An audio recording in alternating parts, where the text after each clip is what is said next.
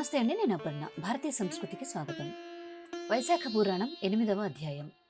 శృతదేవుడు శృతకీర్తి మహారాజుకు తన తండ్రి కథను ఇలా వివరించాడు. పూర్వం రేవా నదీ తీరంలో మా తండ్రి గారు చనిపోయాక పాప ఫలితం వల్ల పిశాచంగా మారిపోయారు.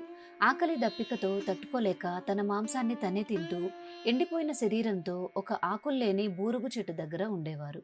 ఆయన చేసిన పాపాల వల్ల గొంతులో ఒక సన్నని రంధ్రం పడి అది గాయమై చాలా బాధించేది. పక్కనే చెరువులో చల్లని నీళ్లున్నా అవి తాగితే కాలకూట విషంలా మండిపోయేవి. ఒకరోజు నేను గంగాయాత్రకు వెళ్తూ దారిలో ఆ ప్రదేశానికి వెళ్ళాను.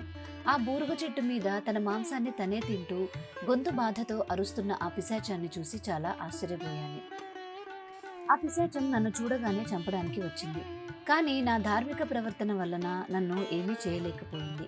అప్పుడు నేను జాలిపడి, నువ్వు ఎవరు? నీకు ఈ గతి ఎందుకు పట్టింది? నిన్ను నేను ఈ కష్టం నుండి విడిపిస్తాను, నిజం చెప్పు అని అడిగాను. అప్పుడు ఆ పిశాచం ఇలా చెప్పింది. నేను భూవరం అనే పట్టణంలో ఉండే మైత్రుడిని. నాది సంస్కృతి గోత్రం. నేను అన్ని శాస్త్రాలు చదివాను, పుణ్యక్షేత్రాలన్నీ తిరిగాను. కానీ వైశాఖ మాసంలో మాత్రం పిసినారితనంతో ఎవరికీ అన్నదానం చేయలేదు. దారిలో వచ్చిన వారికి కనీసం భిక్ష కూడా వేయలేదు. అదే నా ఈ దురవస్థకు కారణం. నాకు శృతదేవుడు అనే కొడుకు ఉన్నాడు. అతను చాలా ప్రసిద్ధుడు. ఒకవేళ నీకు అతను కనిపిస్తే నీ తండ్రి నర్మదా నదీ తీరంలో బూరుగు చెట్టు కింద పిశాచమై బాధపడుతున్నాడని చెప్పు. వైశాఖ మాసంలో వ్రతం చేసి నా పేరు మీద నీటి తర్పణాలు వదిలి బ్రాహ్మణుడికి అన్నదానం చేస్తే ఈ బాధ నుండి నాకు విముక్తి కలుగుతుందని అతనికి వివరించు అని వేడుకుంది. ఆ మాటలు వినగానే ఆయన నా తండ్రి అని గుర్తుపట్టి నేను ఆయన కాళ్ల మీద పడి చాలాసేపు ఏడ్చాను.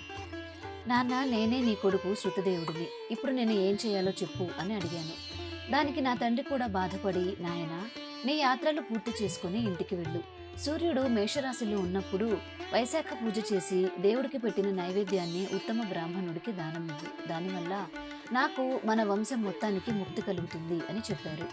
తండ్రి చెప్పినట్టే నేను ఇంటికి వెళ్లి వైశాఖ మాసంలో నిష్టగా వ్రతం చేసి దేవుడికి నివేదించిన అన్నాన్ని బ్రాహ్మణుడికి దానమిచ్చాను. దానివలన వెంటనే మా తండ్రికి పిశాచ రూపం పోయింది. ఆయన దివ్య విమానంలో విష్ణులోకానికి వెళ్తూ నన్ను మనస్ఫూర్తిగా ఆశీర్వదించారు. రాజా, అన్ని దానాల్లో అన్నదానం అత్యంత గొప్పది. సర్వధర్మాల సారం అన్నదానమే అన్నాడు. ఈ విషయాన్ని నారద మహర్షి అంబరీష మహారాజుకు వివరించారు. వైశాఖ పురాణం 8వ అధ్యాయం సమాప్తం. మీకు ఈ వీడియో నచ్చినట్లయితే లైక్ చేసి మీ బంధుమిత్రులందరికీ షేర్ చేయండి. ఈ అధ్యాయాలను కూడా క్రమం తప్పకుండా చూడాలి అనుకుంటే మన భారతీయ సంస్కృతి ఛానల్ని సబ్స్క్రైబ్ చేసుకొని బెల్ ఐకాన్ని యాక్టివేట్ చేసుకోండి. తిరిగి రేపటి పురాణంలో మళ్ళీ కలుసుకుందాం. నమస్కారం.